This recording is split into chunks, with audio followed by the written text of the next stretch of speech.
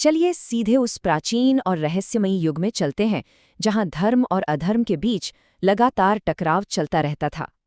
आज के इस एक्सप्लेनर में हम एक ऐसी कहानी को डिकोड करने वाले हैं जो बिल्कुल किसी सिनेमैटिक एपिक जैसी लगती है, नंदी की अनसुनी कथा।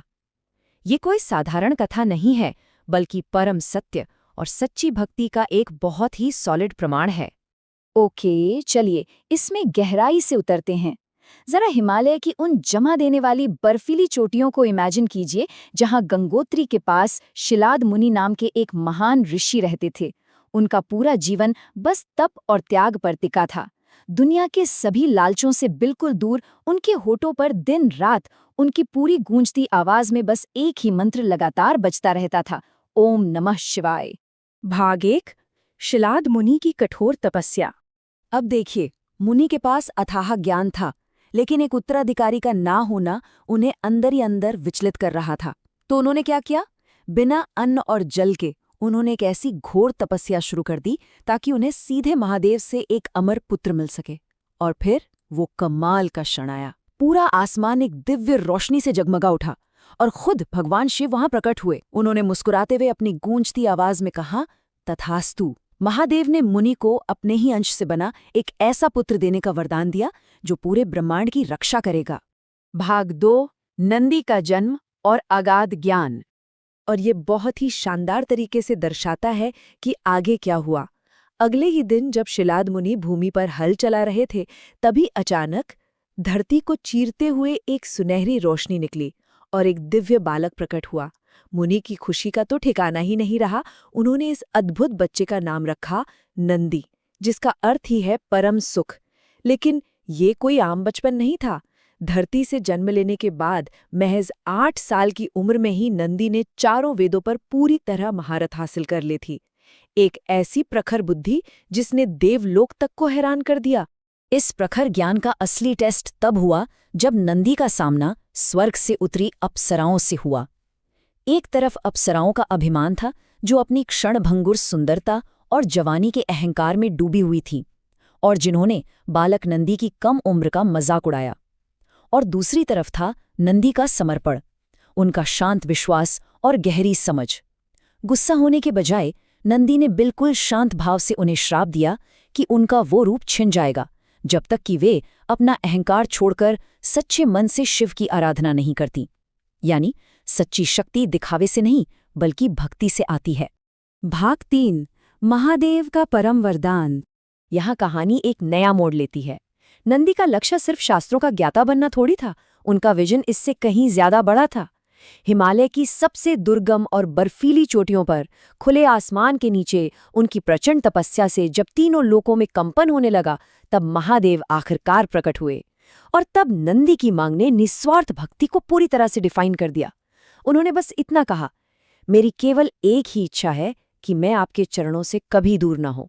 सोचिए जरा, ये दिखाता है कि सबसे बड़ी ताकत किसी साम्राज्य को जीतने में नहीं, बल्कि बिना किसी शर्त के खुद को पूरी तरह समर्पित कर देने में है। और इस निश्चल समर्पण के जवाब में महादेव ने उन्हें 4 बहुत ही खास वरदान दिए। पहला, नंदी को सभी शिवगणों का प्रमुख बना दिया गया। दूसरा, उन्हें कैलाश का सर्वोच्च द्वारपाल नियुक्त किया गया। तीसरा, वे महादेव के दिव्य वाहन बने।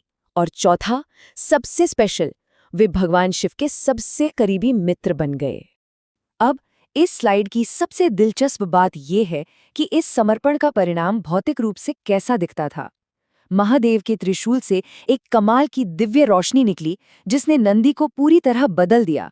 उनका शरीर एक विशाल, बेहद शक्तिशाली और कभी ना हारने वाले श्वेत वृषभ यानी बैल में बदल गया, जिसके चारों ओर एक सुनहरी आभा थी। ये दिव्य बैल सिर्फ एक सवारी नहीं था, बल्कि ये परम शक्ति, असीम धैर्य और धर्म के प्रति अडिग निष्ठा का एक जीता जागता प्रतीक बन गया। भाग 4, सुयशा के साथ पवित्र विवाह। इस कहानी में एक बहुत ही सुंदर सब प्लॉट भी है सुयुषा का। वो एक शक्तिशाली वानर राजा की पुत्री थीं, पर उनका दिल बचपन से ही पूरी तरह शिव के चरणों में अर्पित था।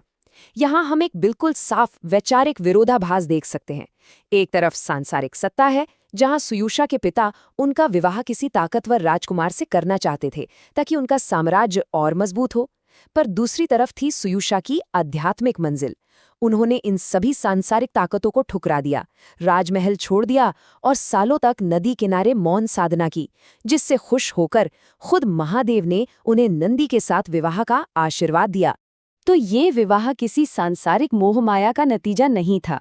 कैलाश पर्वत के तलहटी में देवताओं और खुद महादेव पार्वती के आशीर्वाद से जो मिलन हुआ, वो केवल और केवल भक्ति से जन्मा एक पवित्र गठबंधन था। नंदी और सुयशा दोनों का बस एक ही अंतिम लक्ष्य था, अनंत काल तक महादेव की सेवा करना।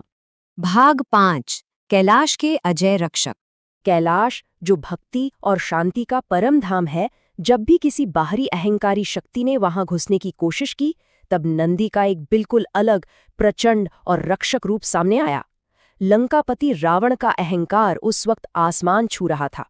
जब रावण ने अपने बाहुबल से कैलाश पर्वत को ही उठाने का दुस्साहस किया, तो द्वारपाल नंदी ने उसे रोक दिया।